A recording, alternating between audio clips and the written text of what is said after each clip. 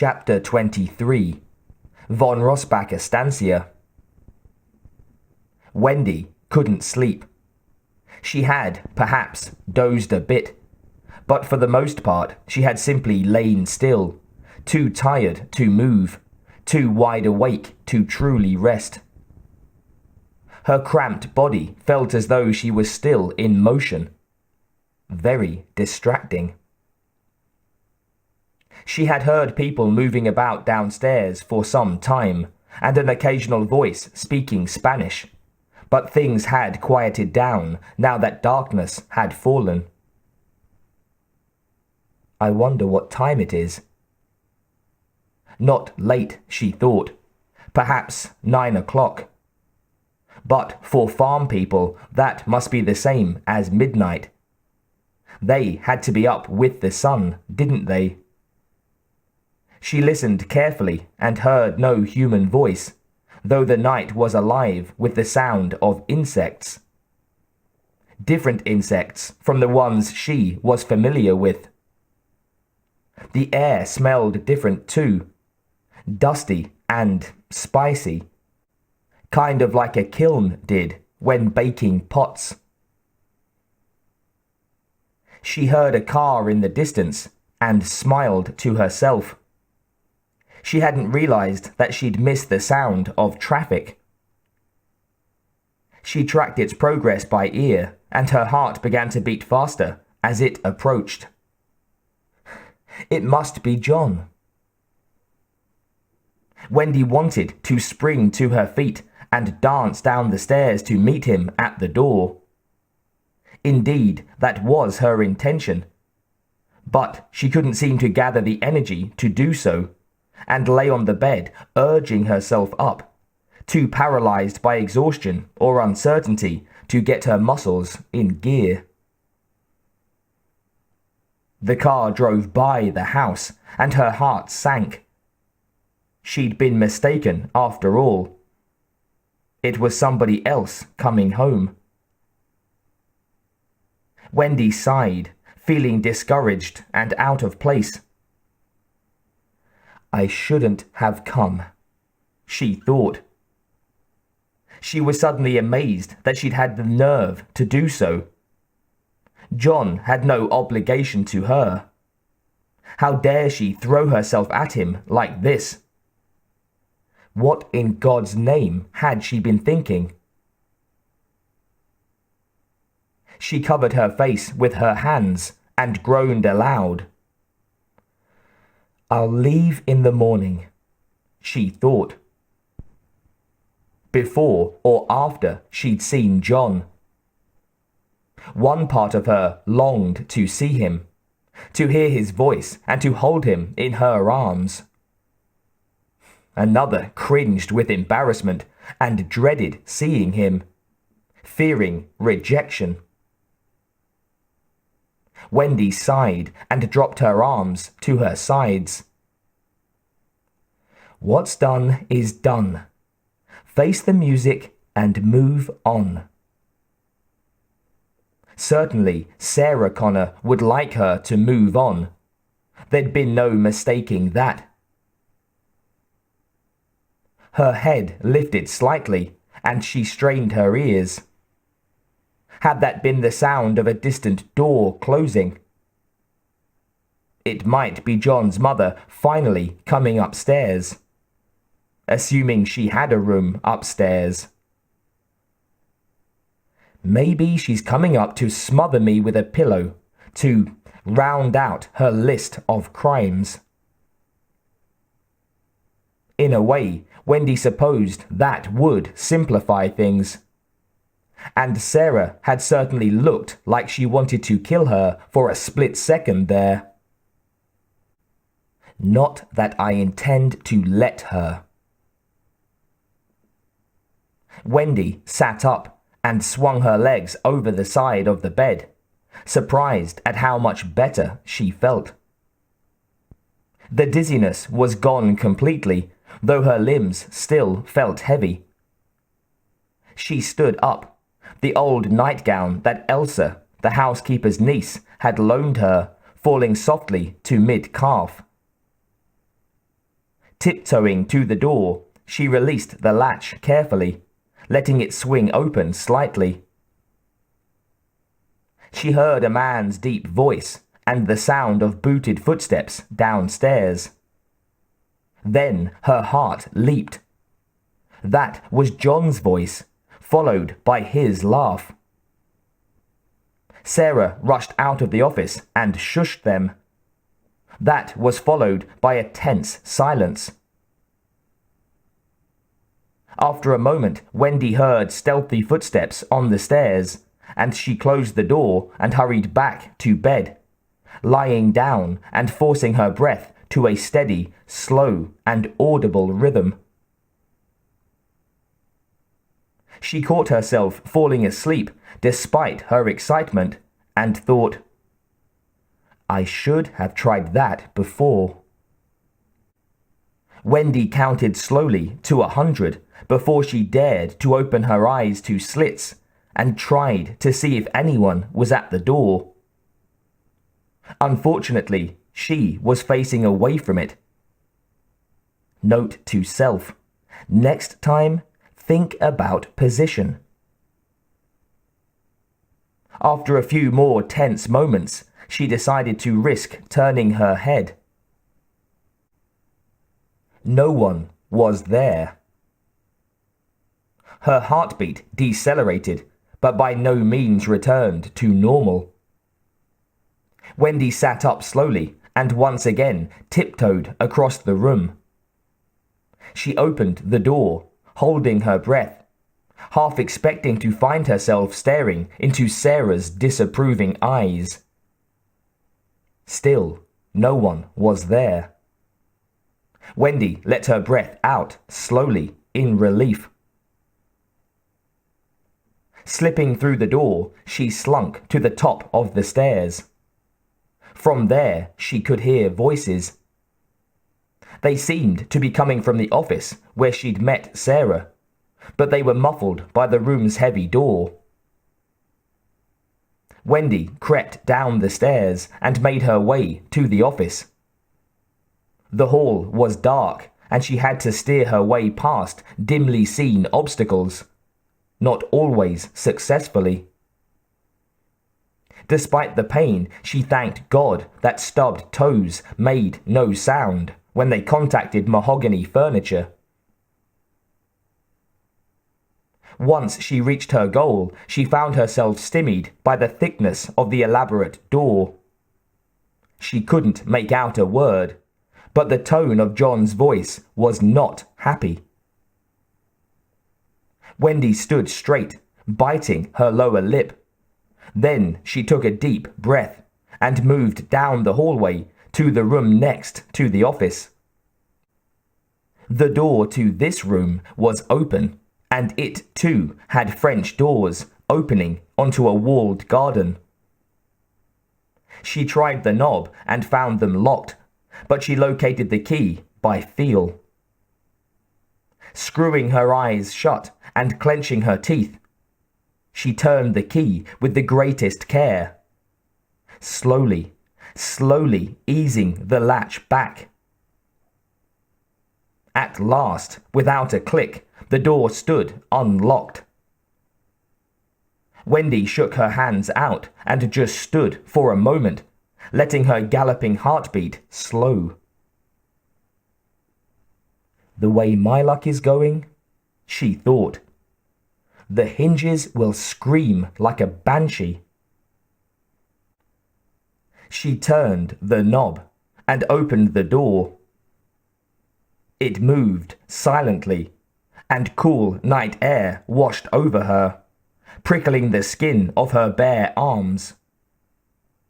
Peeking out, she saw that the doors to the office were still open, and at last she could hear what was being said.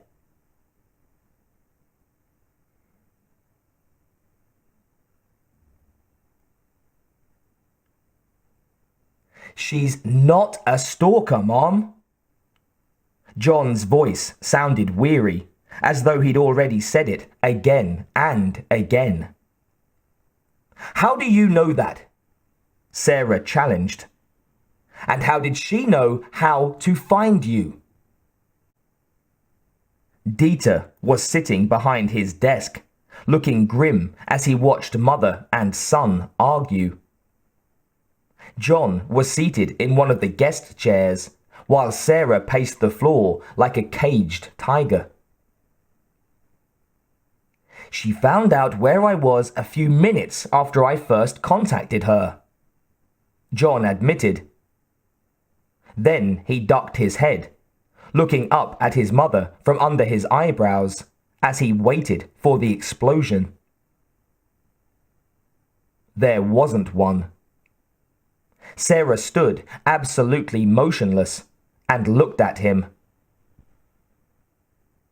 Do the rest of your little friends in Massachusetts know where we are? She asked quietly. No, Mom. Just Wendy, and I asked her not to tell. So I know she didn't. You know she's not a stalker, and you know she'd never tell anyone where we are. How did they know to send her to Brazil?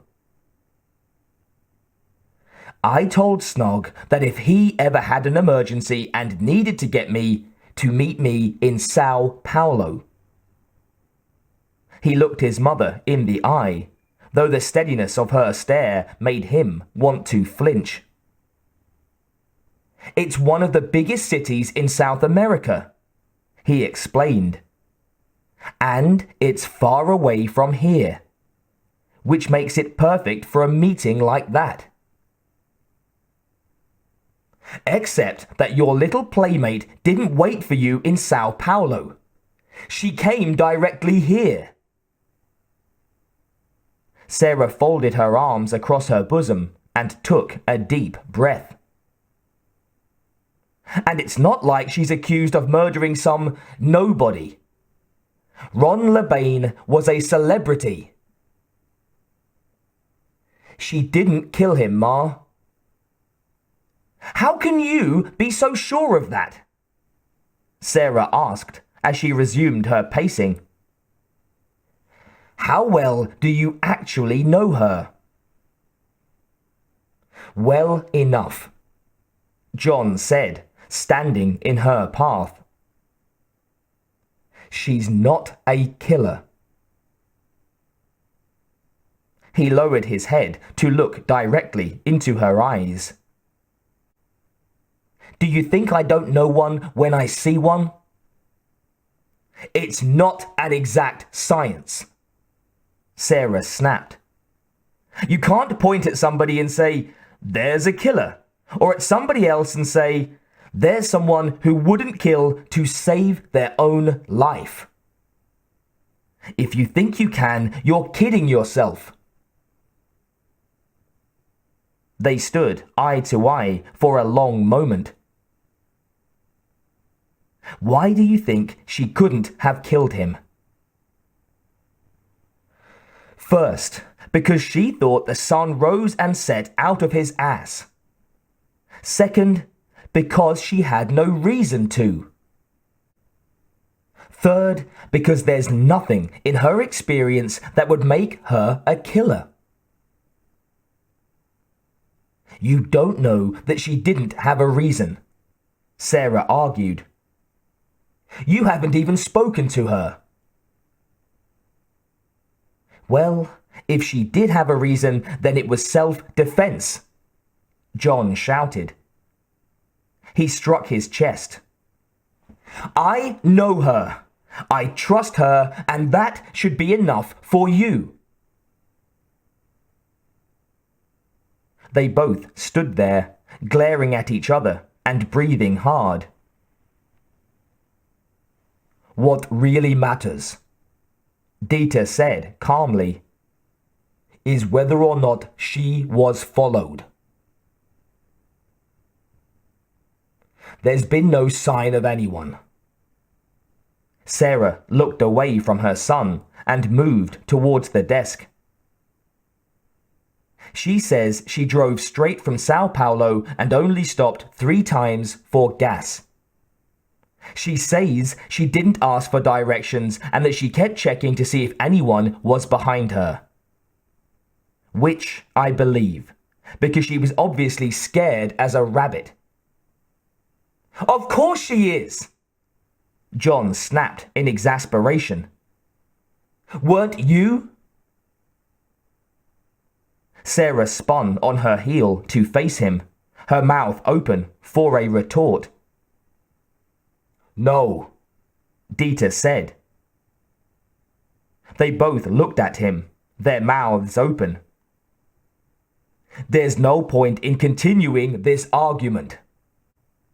You've both totally lost your focus. He tipped his chair back and took a whiskey decanter and a cut crystal glass off the low filing cabinet. The truth is, we won't know anything until we've spoken to the girl. I spoke to her, Sarah snapped, pointing to herself. Dieter poured himself a measure of the single malt and replaced the decanter. He swirled the rich liquor around the glass and then took a sip, closing his eyes with pleasure. I've been looking forward to that all day, he said. Then he put the glass on the desk and pulled his chair forward. If you met her with that fire in your eyes, Sarah, I doubt you got much information out of her. Thanks a lot, she said, clearly wounded by his remark. But I got enough out of her to know she's a liability. We've got to get rid of her. What? John's face was a mask of disbelief. He took a step towards his mother. I can't believe you said that. With a puzzled expression on her face, Sarah looked from John to Dieter and back again. For heaven's sake, you guys! All I meant was that I'm not willing to babysit someone with the law hot on her trail while you're gone. You're pretty picky all of a sudden, John said hotly. Wasn't so long ago that you... The flat of von Rossbach's big hand hit the desk with a resounding slap that made them both jump. He glared at them until they both looked sheepish. As I said before, his voice was deadly quiet. We need to speak to the young lady. Would you care to join us, miss? Dieter looked to the French doors. John followed his gaze. Wendy? He said. Wendy peeked around the bush that had concealed her, eyes wide. Wendy! John repeated joyously and stepped towards her. She flew into his arms and he held her tightly, burying his face in her hair. They held on to each other tightly for what seemed like a long time, and yet too short a time. His hands stroked her back through the thin nightdress, leaving a trail of warmth on her chilled skin. She opened her eyes to catch Dieter's half smile. Hello, he said. She smiled back at him. Those who eavesdrop seldom hear good of themselves, Sarah said self-righteously. Wendy wrinkled her nose. Tell me about it, she growled. Dieter laughed out loud. From Sarah's description, I thought you were some kind of shrinking violet. He grinned at Sarah's offended look. Please, Sit down, he invited, indicating the chair before his desk. John took her hand and led her to the chair, taking the seat beside her without releasing her hand. They smiled at each other as though they were alone and completely at peace. Sarah stood behind them with her arms crossed, frowning, looking and no doubt feeling very much left out. Dieter sighed. Not certain whether it was at this example of young love or at Sarah's apparent jealousy. He knew that she wanted her son to have someone, just not right now. Ah, but Sarah, he thought sadly. Better now than never at all. What happened to your hair? John asked. Wendy touched it with her free hand. We cut it so I'd look more like Snog's sister. I'm using her passport. She looked at Dieter. The car I drove here in was rented using one of her credit cards. When is the car due back? He asked. Wendy shrugged. I took it for 10 days. I've got 7 left. I didn't know how long it would take to get here or what would happen when I arrived, so I went for a fairly long time. Dieter nodded, considering. We'll take it back for you, he said. I'll pay the bill in cash, so there's no paper trail. Thank you, she said, looking awkward. But I'm already imposing so much. Don't worry, von Rossbach said, with a magnanimous wave of his hand. Especially at this late date, Sarah muttered. Then she rolled her eyes at Dieter's disapproving expression. Throwing up her hands, she went to sit in the far corner, in the office's only other chair. Tell us what happened, von Rossbach invited. Wendy glanced at John, who nodded. She licked her lips and began. When she was finished, Sarah said, That was a lot more coherent than your first recital. Wendy looked at John and smiled at him before answering. I'm much more rested. She glanced over her shoulder at Sarah. And John makes me feel more secure. The only significant connection between you and the murder would be your fingerprints on the weapon, Sarah observed. Why didn't you just take it with you? Give me a break, Wendy snapped. I was drugged and in shock. For a moment there, I was going to run down and report the murder to the desk clerk. All things considered, I think I did pretty well. This might be everyday stuff to you, but it's all new to me. So just back off, okay? Sarah blinked, and John tried not to smile. Dieter maintained a neutral expression, with difficulty. Given what you've told us, he said, I doubt you were followed. He looked over at Sarah. I also doubt that you can be traced. That is. He turned back to Wendy. Unless you're friends. She shook her head. No, they wouldn't turn me in. Nor do they know where I am. I've never told them that this is where John lives, and there's nothing on my computer or in my notes about anything. Wendy shrugged.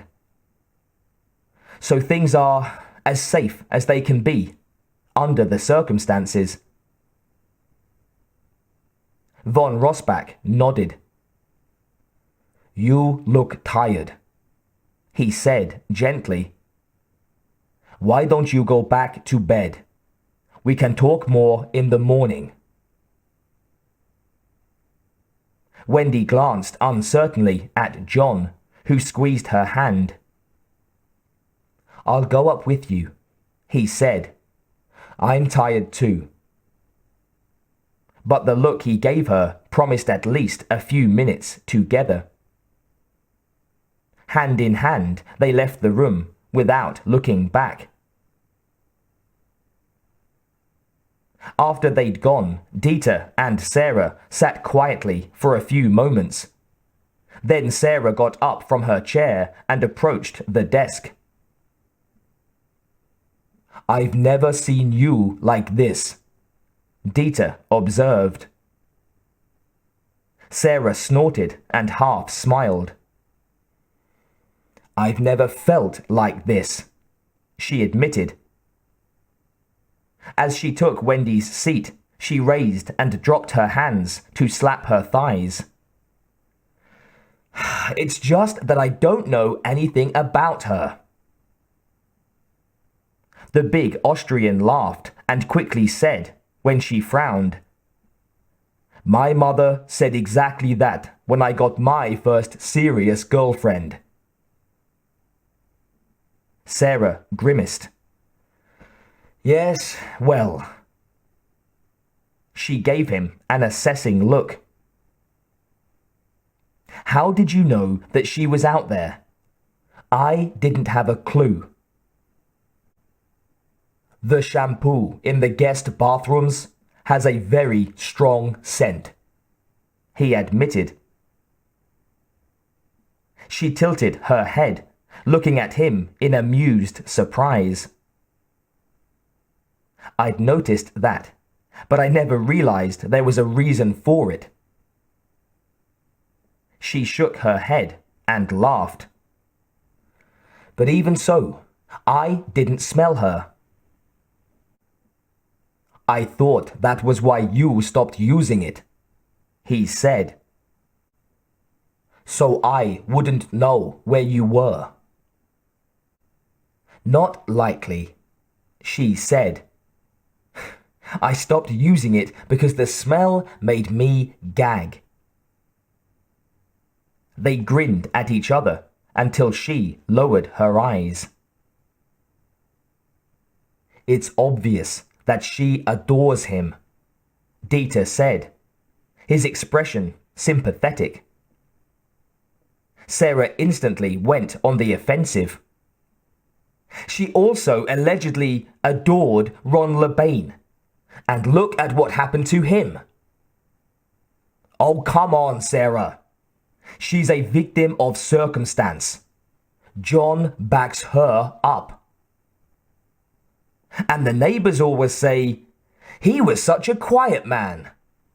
Sarah snapped back. It's pure coincidence that she got involved with a murder. The killers were clever, but they couldn't know how resourceful she would be. I don't believe in coincidence or accident or happenstance when it affects John, Sarah said firmly. I can't afford to. She looked in his eyes. We can't afford to, especially not now. He lowered his head and looked at her from under his eyebrows. Do you think that she's a Terminator? Sarah threw up her hands again and looked away. Before Serena Burns, I would have sworn it wasn't possible. Now? She shook her head. Who the hell knows?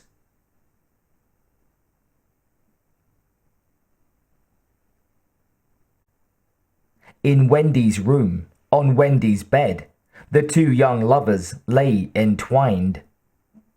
John was still completely dressed. Wendy was far less so, and not minding that a bit.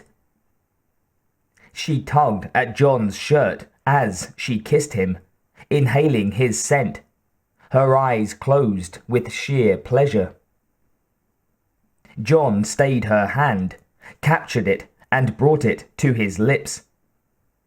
He kissed it and smiled at her, his eyes begging her to understand. "Mom's still awake," he said softly. Wendy groaned, then buried her face in his neck. "I love you," she said passionately. After a moment, she said timidly, "But I don't think your mother likes me at all." She looked up at him. "She's not what I expected." John laughed lightly. "Right now, she's not what I expected. But then, you are my first girlfriend, and a total surprise to her. Mom doesn't like surprises. One time, I baked a cake for her birthday. I lit the candles and I hid behind the door. When she came in, I jumped out and yelled, 'Surprise!' And she pulled a gun on me." He chuckled. "It's a wonder I wasn't shot." Wendy stared at him, wide-eyed, as he recounted what he apparently thought of as a fond memory. Noticing her mood, he gave her a squeeze and kissed her forehead. "Once she gets to know you, she will like you," he assured her. "I know she will." "I hope so," she said with a sigh, and kissed him again. After a few heated moments, they came up for air. John held her more tightly and groaned. "I wish we had more time," he said fervently. Wendy's head went back and she studied his face in the dim light of the bedside lamp. "Before your mother comes up to bed," she teased. He sighed and shook his head. "Then what do you mean?" "Dieter and I have to go somewhere," he said. "We'll be gone for a few weeks at least." Or forever, he thought, depending on how things go. "Where are you going?" she demanded, frowning. "Shh." He laid his finger on her lips. "Don't worry, you can stay here with my mom." Wendy sat up and looked down on him. "I'd rather go to hell," she said frankly. Then she drew close to him again, snuggling into his arms. "Or with you." He shook his head. "Please," she begged. "Wendy," he said, tracing the curve of her cheek with his finger. "I can't. I'm sorry to say no to you, but I just can't." She closed her eyes and let out a shaky breath. After a moment, she nodded. "Fine," she said. "I understand." John looked at her in concern. He thought that her eyelashes had grown moist. Before he could speak, Wendy said, "I'm really tired. I should get some sleep now. She still hadn't opened her eyes, and John felt a sinking feeling as she drew herself from his arms and turned her back on him. He reached out for her. "Good night," she said. John drew back his hand, confused. He knew he'd somehow mishandled this situation, but genuinely didn't see any alternative. In his heart, he understood that Wendy felt rejected, but he could hardly take her to Antarctica for a raid on a military facility. He'd missed her so much, had wanted to see her and hold her for so long. But not now. There was just no time. No time to be with her, and maybe not even time to heal this breach. He let out his breath in an almost inaudible sigh, and reached out to touch her bare shoulder. "We'll talk tomorrow," he said. Leaning over, he kissed her neck. "Sleep well, sweetheart. Good night." Getting up from the bed, he left the room, closing the door softly behind him. On the way to his room, he reflected on how he'd often wondered, as a kid, how adults could say things like sweetheart and darling to one another with a straight face. He thought of the girl on the bed and smiled. And now I know.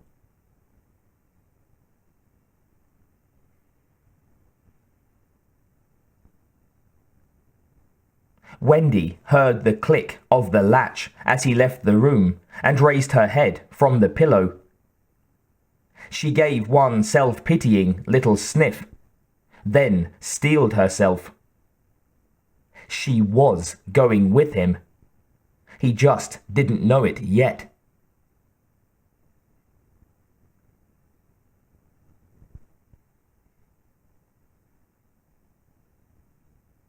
John's mother made no comment when he announced at breakfast that he intended to ramble around the estancia with Wendy that day.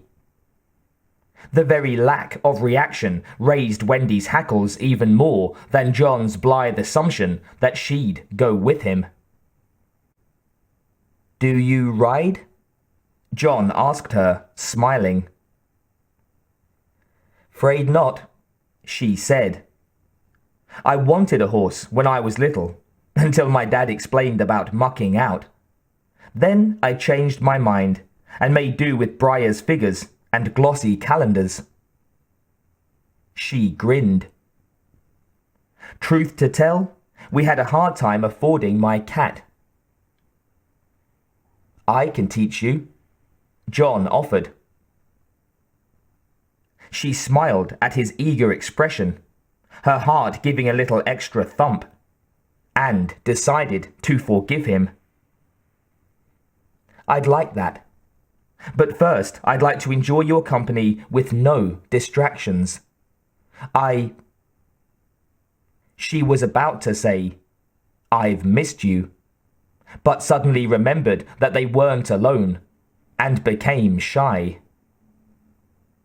"Can't wait to hear about what you've been doing," she finished lamely. "Likewise," John said. "Are you finished?" Wendy instantly laid down her napkin, saying, "Yes," despite the food remaining on her plate. "May we be excused?" John asked his mother. Sarah was examining a printout that Dieter had given her and didn't hear him. "Mom," he said again, somewhat louder. She looked up at him. "What?" "May we be excused?" Sarah glanced at their barely touched plates and shrugged. slightly bemused that he would even ask. "Of course," she said. When the two young people left in a clatter, she turned to Dieter. Suddenly, he's exquisitely polite. "She's the older woman," Dieter observed. "Maybe he's trying to appear sophisticated." Sarah gave a little laugh and shook her head. "This thing between them, it's for real, isn't it?" Dieter nodded, suddenly solemn. "This thing between us," he thought. "Is that real?" Aloud, he said, "I'm glad of it. It will give him something special to come home to." "Huh," Sarah said. "That puts me in my place." "You know what I mean." He laid his hand on hers for a fleeting moment. "He's young, and she's a pretty girl. The thought of her will keep him going." Sarah leaned her chin on her fist and raised her brows. "So, did you have some Dulcinea in your life when you went into the field?" He gave her a look that seemed to liquefy her bones. "Maybe," he said laconically. He gestured towards the printout. "What do you think?" Sarah straightened and, lowering her eyes, picked up the papers beside her plate, feeling desired and rejected at the same time. "Okay," she said, all business again. "This looks excellent. I'd be happier if we had a few more storage depots in central Mexico, because I think the US and Canada will be hit harder. And I'd love to get my hands on something bigger than 120mm mortar." She looked up at him. "Don't worry, I know that's impossible. But this is impressive. We'll be in much better shape than I ever could have hoped for." One corner of her full mouth lifted in sardonic amusement. "Clearly, your contacts are more reliable than mine." Dieter snorted. "More money buys better contacts."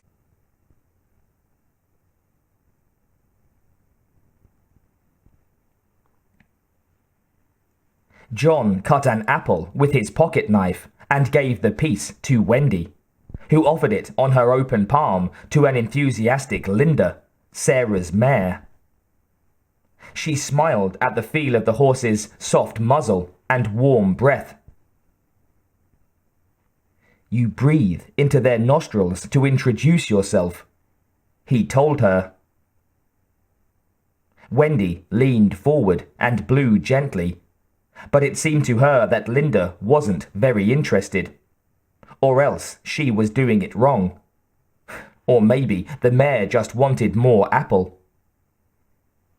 "Gimme," she said, taking the fruit from John's hand. She offered it to the horse and got a very positive reaction. I think she just smiled. Watching and listening to the horse crunch up the apple, John was inclined to agree. He put his hand between Wendy's shoulder blades and scratched her gently. She turned to him, her eyes twinkling, a dimple in her cheek. "Are you getting us mixed up?" she asked, tilting her head at Linda. "Sorry," he said, blushing. "No, not at all." "You are distracted, though," She leaned on an elbow on the coral fence. Linda nudged Wendy hopefully, knocking her off balance. John caught her, steadying her while he looked into her eyes. "I love you," he said. She smiled. Leaning forward, she brushed a kiss across his lips. "I love you too, but..." She held up a finger to forestall his kiss. "I am not so easily distracted. Tell me what's on your mind, John." "It isn't me, or at least, not all me." He looked at her, his face grim, his eyes concerned. Then, looking up, he pointed to a tree.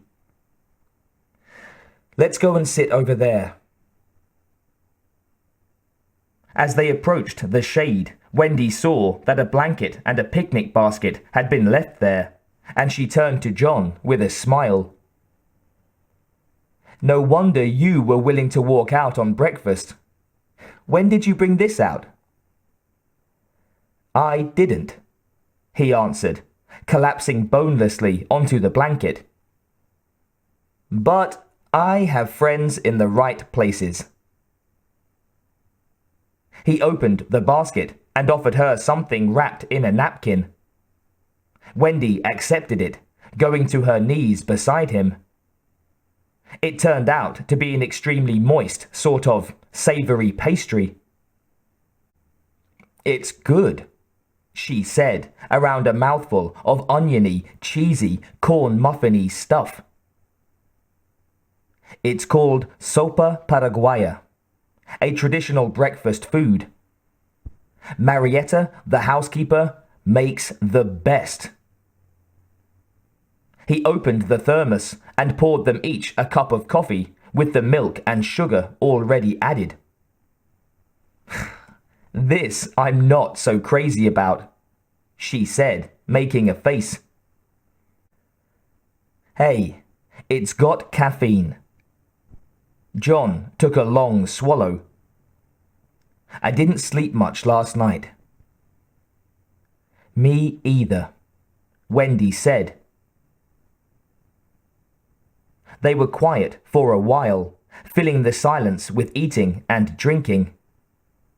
Marietta had packed fruit juice, and Wendy eagerly drank that, leaving the too sweet coffee to John.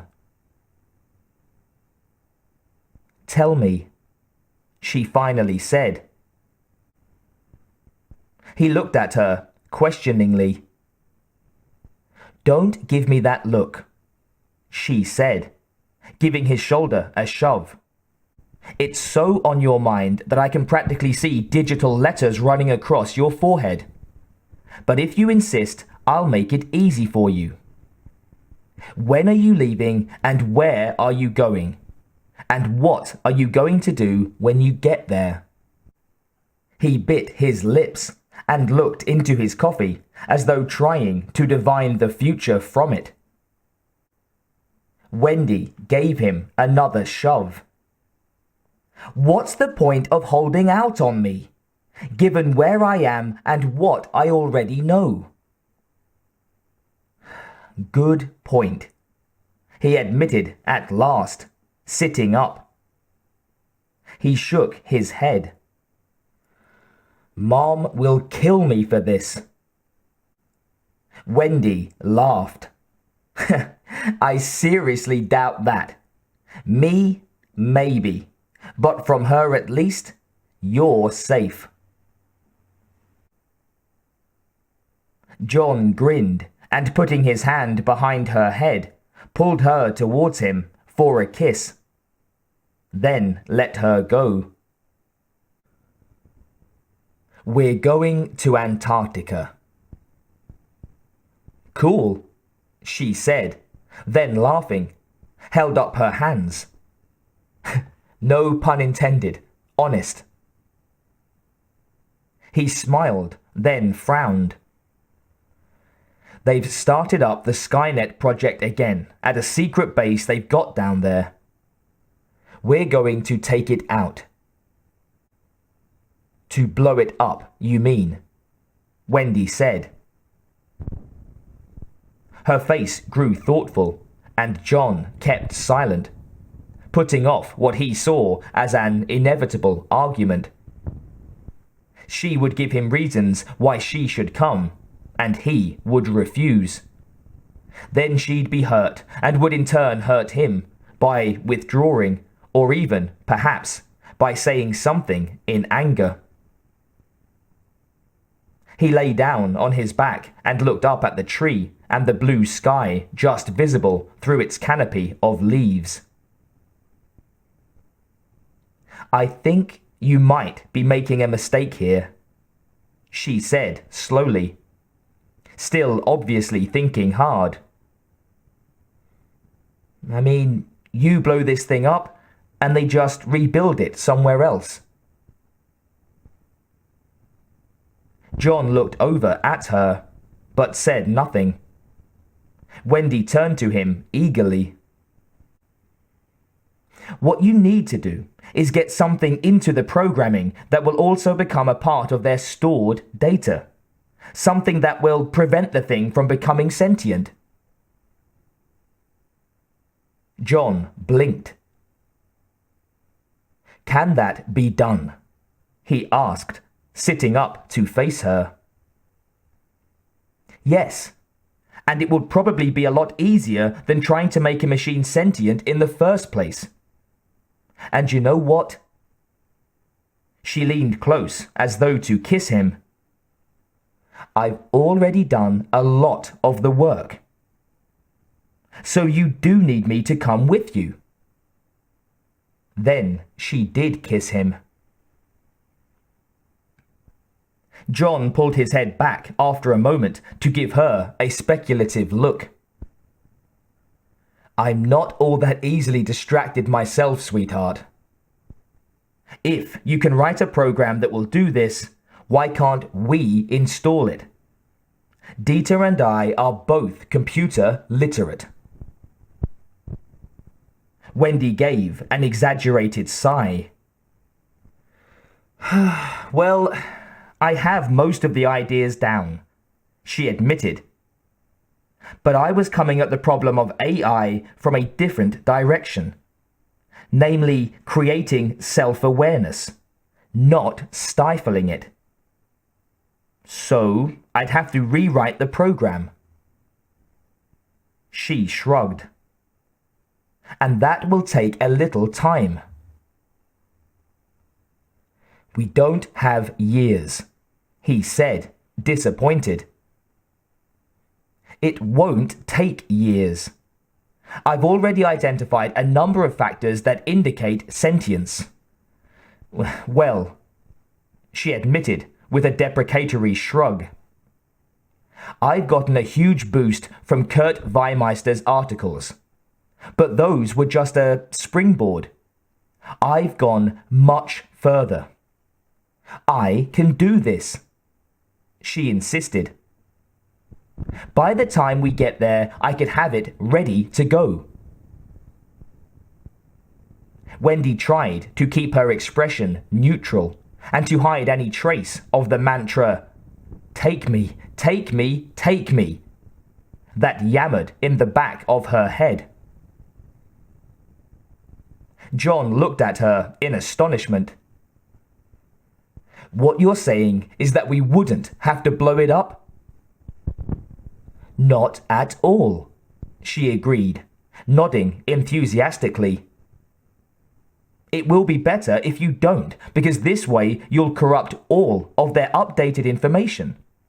Just make it look like blowing it up was your goal, but you were prevented from following through, and the program should pass unnoticed.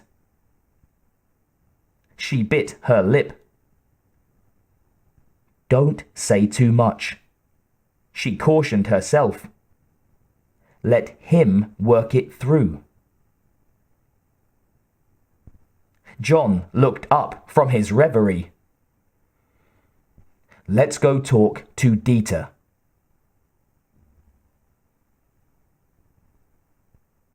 should pass unnoticed?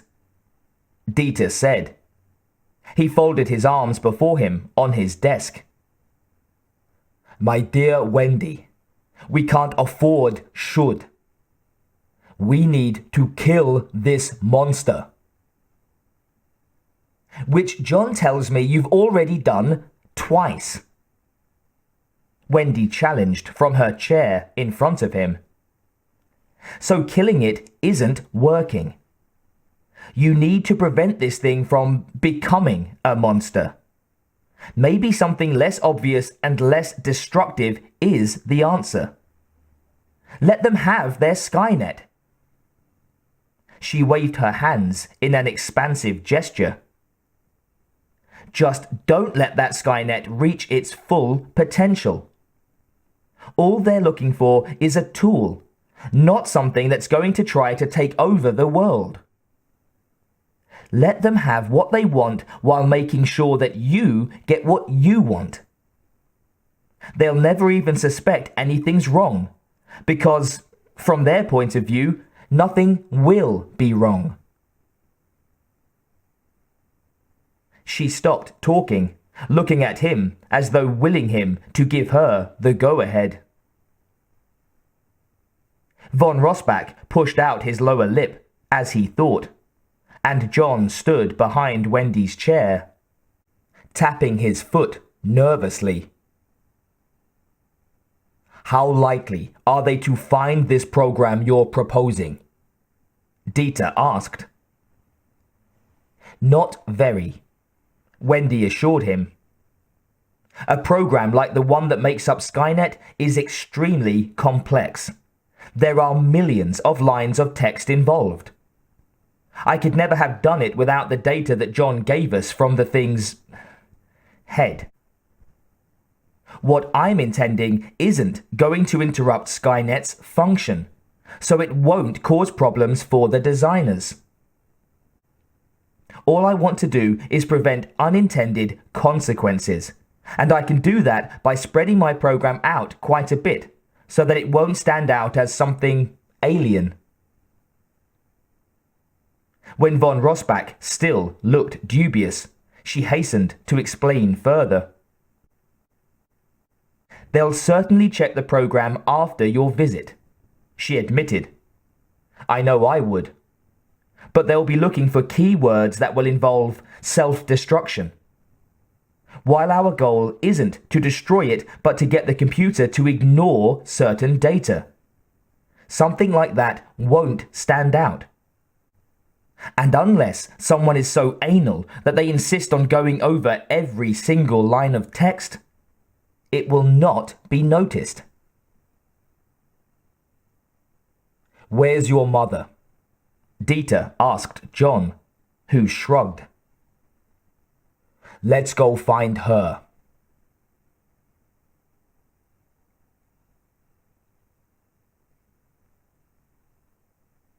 Sarah was in John's room, working on his computer. She glanced up with a distracted frown as they came in, then looked a question at them. Wendy has a new idea that we'd like to run by you, Dieter said.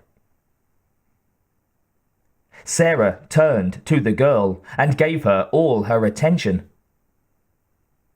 After Wendy had finished explaining, she sat quietly rocking the desk chair as she thought. It could work, she said at last. Maybe destroying Skynet is impossible. It certainly feels that way. But sabotaging it. Sarah chewed her lower lip, then nodded once firmly. Yes, let's try it. It isn't like bombing the place isn't taking a risk too. And this way, they won't feel the need to start all over again. And she glanced at her son. John can stay here. John simply stared at her in shock, and Wendy caught her breath in a gasp. You've got to be kidding, he said. Sarah shook her head. Completely serious. The mission doesn't need you, and I don't think that with this new plan, there's any excuse for putting you at risk like that. Mom, you're asking me to send my girlfriend in my place. Do you think I'm just going to stand by and let you do that? I expect you to weigh the risks against the benefits and to come up with the same results that I have. Sarah met his eyes with a hard look. I can't believe this, John said, turning his back on her. Then he swung around again. Wendy hasn't got the training to take on something like this. You haven't been around snow since you were 4, kiddo, Sarah reminded him. And Dieter can take very good care of her. I was trusting him to take care of you, so now he can do the same thing for her. Slowly, she realized that he was more angry than she'd ever seen him. The skin around his nostrils was actually white. Besides, you don't have enough supplies for 3 people. Those could be acquired. Dieter shrugged in the face of her glare, his face unreadable. I'm going, Mom. John was breathing hard, but his voice was calm and his eyes were cool. That's the end of it. Then he turned and started to walk out of the room. Sarah sprang to her feet, hiding a wince. John, it's an unacceptable risk. Mom, I ask you, what good will I ever be if I stay here safe and warm while sending someone I love out to maybe get killed? How would I ever be able to call myself a man? He glared at her from the doorway. Wendy had been watching them wide-eyed. Now she spoke up, her voice shaking. I won't go without him. Sarah's eyes widened and her head snapped around to face the girl. She could feel the blood draining from her face. Then she looked at Dieter. The big Austrian stood like an oak, his arms folded, his eyes downcast. Sarah, you have not healed completely. You would be a liability. You know it, we all know it. So why not admit it? If you'd all already decided this was what you were going to do, then why in the hell did you interrupt my work? She demanded fiercely. Get lost. I've got things to do. She sat down and began typing. John looked at von Rossbach, who tossed his head in the direction of the door. Wendy scuttled out first, followed by John. Dieter gave Sarah's back a long, last look. You're right, she said in an almost whisper. What was that? He replied politely. I said, you're right. I'm not fit to go into the field right now. I'll be more useful here.